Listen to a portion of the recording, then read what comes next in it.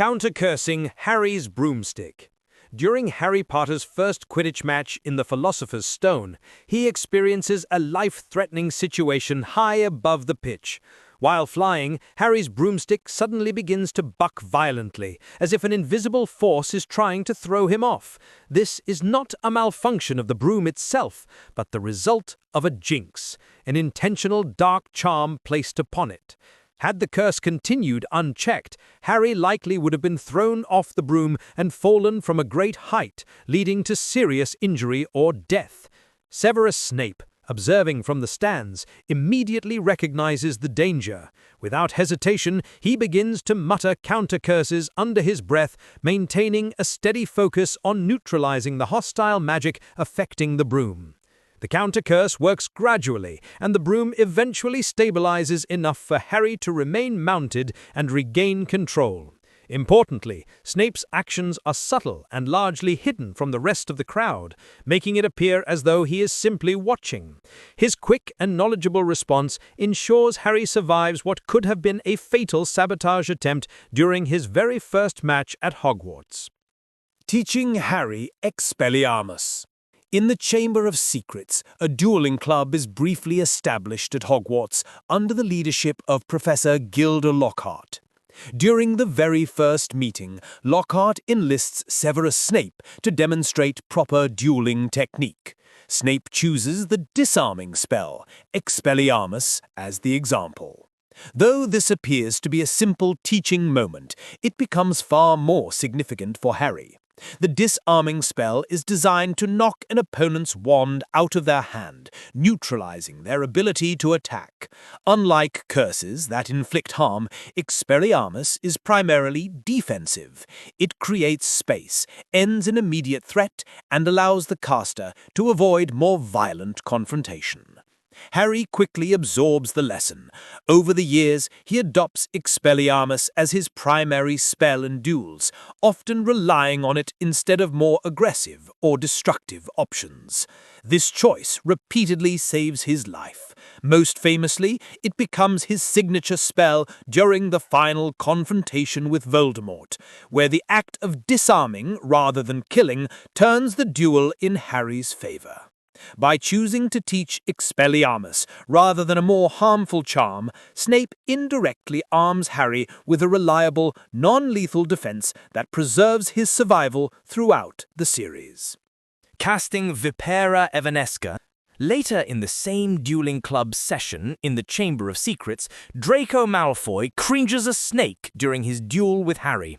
The serpent slithers threateningly toward Harry, ready to strike.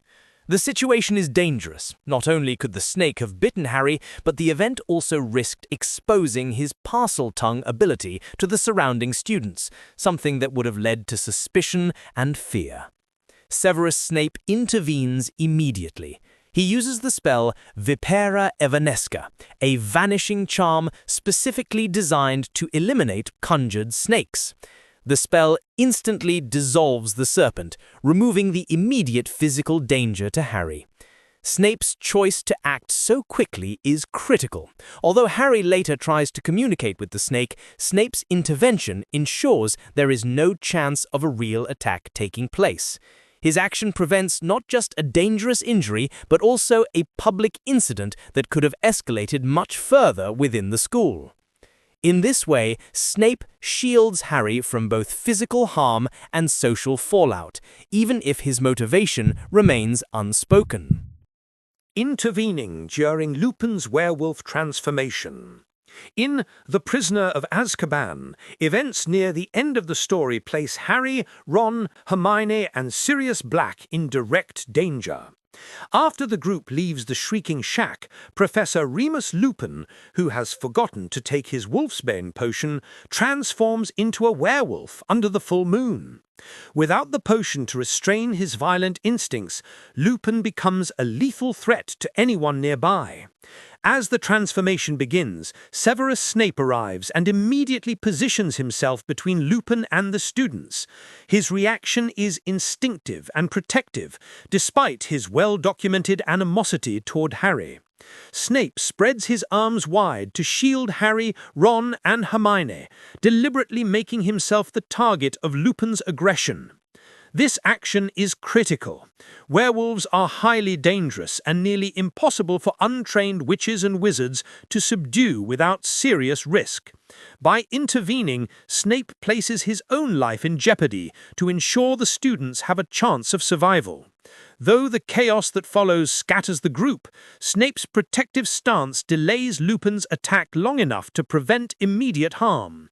This moment demonstrates one of the rare occasions when Snape openly sacrifices his safety to protect Harry and his friends from certain death.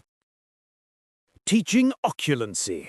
In the Order of the Phoenix, Albus Dumbledore orders Severus Snape to give Harry private lessons in oculancy.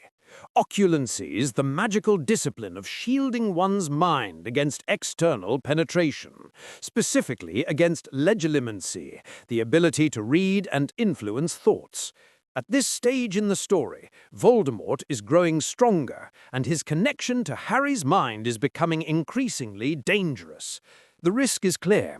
If Harry cannot control his thoughts, Voldemort can manipulate him, extract crucial information, or even use him as a weapon. Teaching Harry oculancy is therefore a direct measure to protect his life and the security of the Order of the Phoenix. Snape's approach to the lessons is harsh, and Harry struggles to make progress. Their mutual hostility undermines the training, and Harry often leaves the sessions feeling frustrated and vulnerable. However, the intent behind Dumbledore's decision and Snape's reluctant participation is entirely protective. By passing on this advanced defensive skill, Snape is equipping Harry with a safeguard that could, if mastered, prevent Voldemort from exploiting him. Providing fake Veritaserum to Umbridge. In the Order of the Phoenix, Dolores Umbridge takes control of Hogwarts as the new Defense Against the Dark Arts professor. Her authoritarian methods quickly escalate, and she begins interrogating students to extract information about Dumbledore, the Order of the Phoenix, and Harry himself. At one point, she turns to Professor Snape, demanding a supply of Veritaserum, the powerful truth potion capable of forcing anyone to reveal secrets against their will. Snape complies outwardly, but takes a crucial step to protect Harry. Instead of providing Umbridge with a working batch of the potion, he supplies her with a useless substitute. This prevents her from obtaining genuine Veritaserum and shields Harry from being compelled to reveal information about the Order's safe houses, Sirius Black's location, or his own connection to Voldemort. By quietly undermining Umbridge, Snape ensures Harry's critical secrets remain undisclosed. This act of sabotage goes unnoticed by Umbridge, but it is a deliberate and significant measure that spares Harry from a dangerous interrogation and preserves the integrity of the Order.